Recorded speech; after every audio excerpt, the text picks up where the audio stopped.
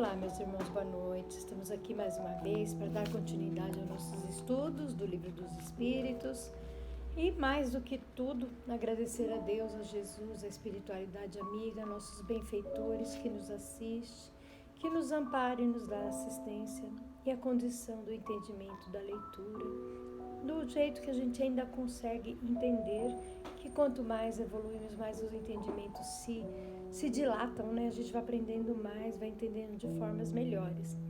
Mas no momento a gente vai se doando naquilo que a gente tem para dar e agradecer e pedir a proteção dos benfeitores espirituais que possam nos amparar para que possamos fazer a leitura e pedir a paz junto ao nosso universo, à nossa humanidade, para que a gente possa criar uma vibração de amor durante os nossos momentos de evangelização no nosso canal.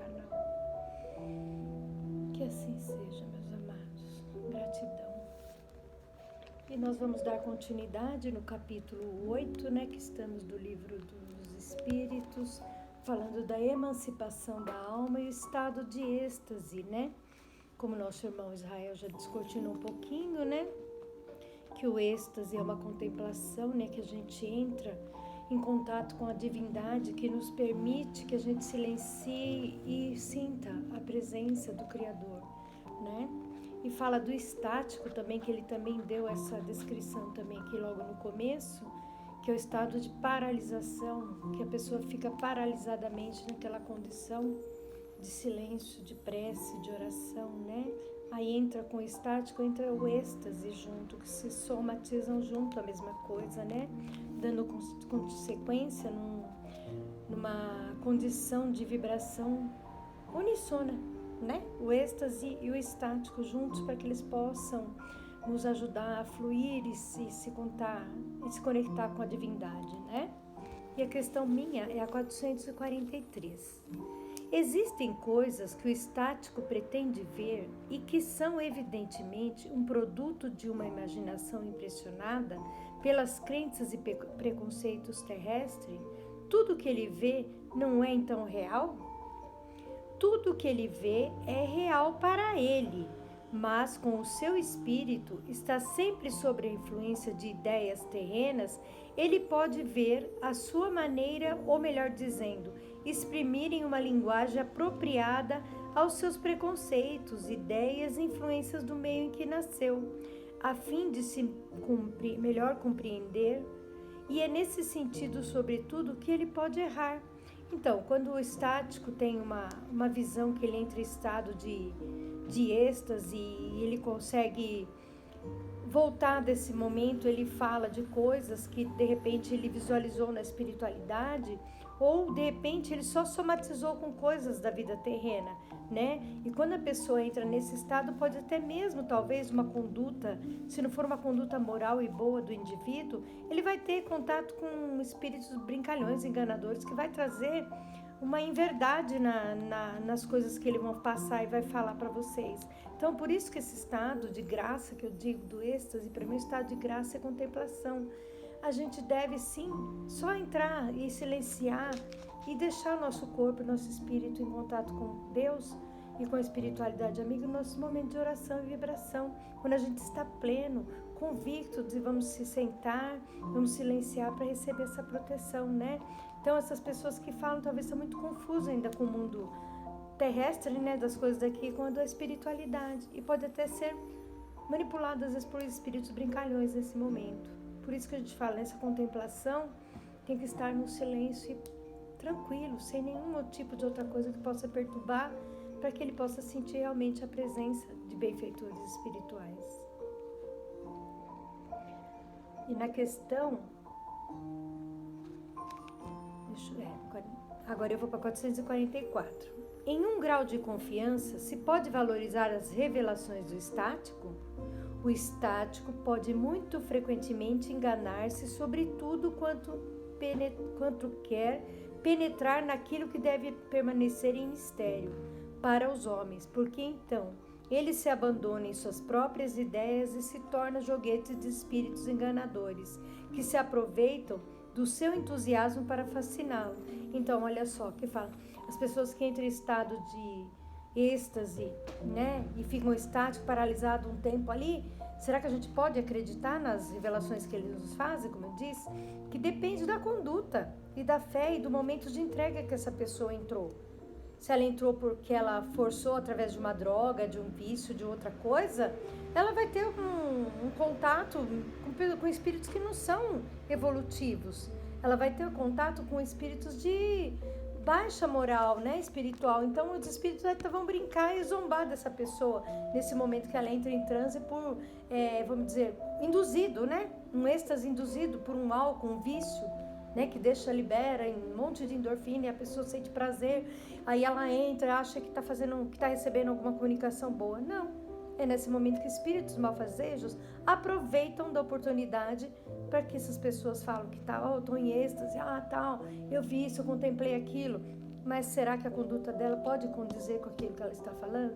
Então a gente tem que tomar muito cuidado nesse momento, né, dessa pessoa que entra nessa condição. 445. Que consequências se pode tirar dos fenômenos do sonambulismo e do êxtase? Não seria uma espécie de iniciação da vida futura?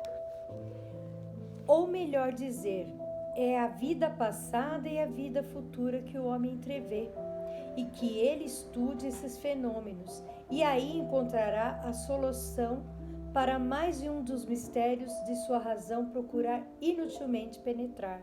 Então ele fala assim, se pode ser o sonambulismo uma espécie de iniciação da vida futura. Ela é um momento que a gente entra em condições com a espiritualidade. Você entra no mundo dos espíritos, um estado de êxtase, né? de plenitude. Se você estiver vibrando numa energia unissona com a espiritualidade, conduta e tudo isso, você pode até ver algumas coisas da vida futura. Mas não é permitido para nós saber tudo, porque ainda tem muitos mistérios escondidos, vamos dizer, não é escondidos, que nós não podemos saber ainda, que a gente precisa ainda se apurar, depurar mais para poder entrar numa condição assim e achar que o sonambulismo a gente só está já se preparando para a condição da vida espiritual. Não, não é isso, claro que não é. O sonambulismo existe de uma forma de chamamento, o êxtase para uma ligação de sintonia com a espiritualidade, junto com o êxtase que você fica... o estático, né? O êxtase com o estático, que você fica paralisado, contemplando, né? Como os monges ficam lá horas e horas sentados, contemplam, eles se desprendem ali naquele momento, porque eles estão com contato, se purificando, está purificado. Então eles sim podem trazer umas mensagens boas e a gente avaliar isso como uma forma de conduta boa para que eles trazerem para nós, né? Então é muito cuidadoso esse tema do estático e do êxtase, porque não é de formas que a gente se leva a esse estado com outros vícios, com outras coisas, né? Mas sim com a sua plenitude de consciência. Aí sim você pode falar que isso vai te dar uma condição que você, vamos dizer, atravessou um plano de dimensão que você conseguiu visualizar, mas se for, vai ficar guardado para você.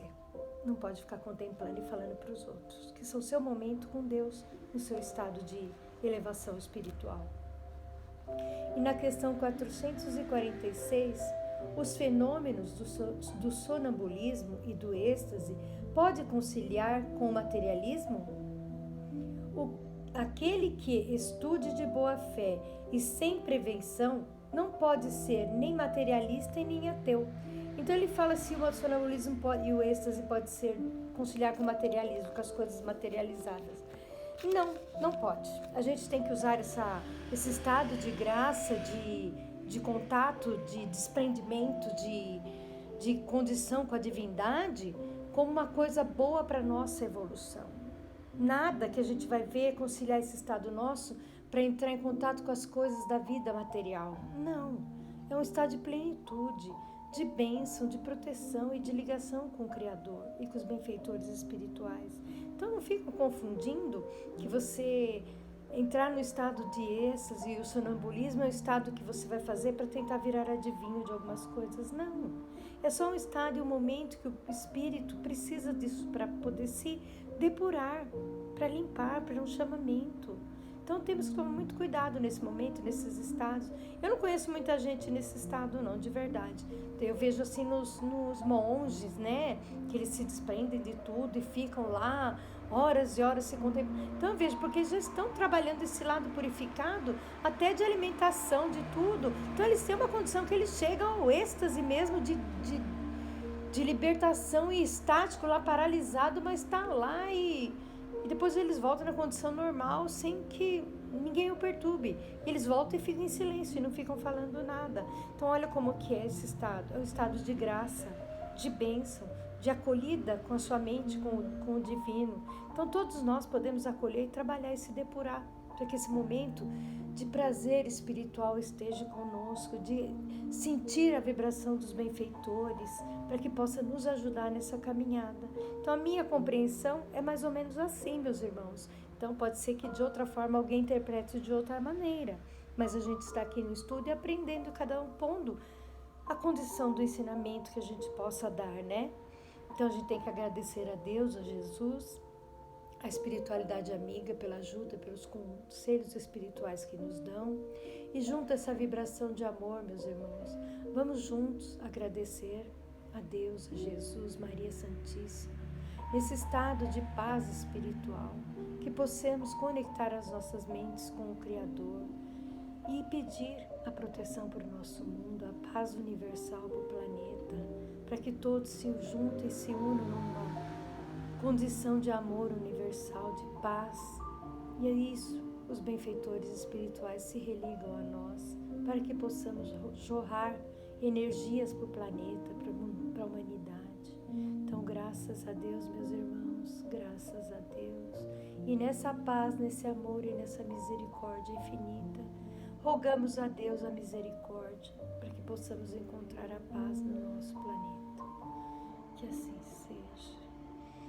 Glória a Deus nas alturas, paz na terra aos homens de boa vontade. Jesus, bom e amado Mestre, sustenta os teus humildes filhos pecadores nas lutas deste mundo. Anjo bendito do Senhor, abre sobre nós as tuas brancas asas e abriga-nos do mal do mundo. Levanta os nossos espíritos à majestade do teu reino e infunde em todos os nossos sentidos a luz do teu imenso amor. Jesus, pela tua sagrada paixão, pelos teus martírios na cruz, dá a esses que se acham ligados ao pesado fardo da matéria orientação perfeita do caminho da virtude, único pelo qual podemos te encontrar. Jesus, paz a eles, misericórdia aos nossos inimigos, recebe no teu seio bendito a prece do último dos teus servos. Bendita estrela, farol das imortais falanges, purifica-nos com teus raios divinos, lava-nos de todas as culpas e atrai-nos para junto do teu seio, santuário bendito de todos os amores. Se o caminho é de espinhos, escurecendo o nosso horizonte com as trevas do pecado, rebrilha mais com a tua misericórdia, para que, seguros e apoiados no santo Evangelho, possamos trilhar e vencer as escabrosidades do carreiro e chegarmos às moradas do teu reino. Amiga estrela, farol dos pecadores e dos justos, abre o teu seio divino e recebe a nossa súplica pela humanidade inteira. Que assim seja, e graças a Deus, meus irmãos. E a oração que o Cristo nos ensinou. Pai nosso que estais no céu, santificado seja o vosso nome. Venha a nós o vosso reino e seja feita a tua vontade, assim na terra como no céu. O pão nosso de cada dia nos dai hoje, Senhor. Perdoai as nossas dívidas, assim como nós perdoamos aos nossos devedores.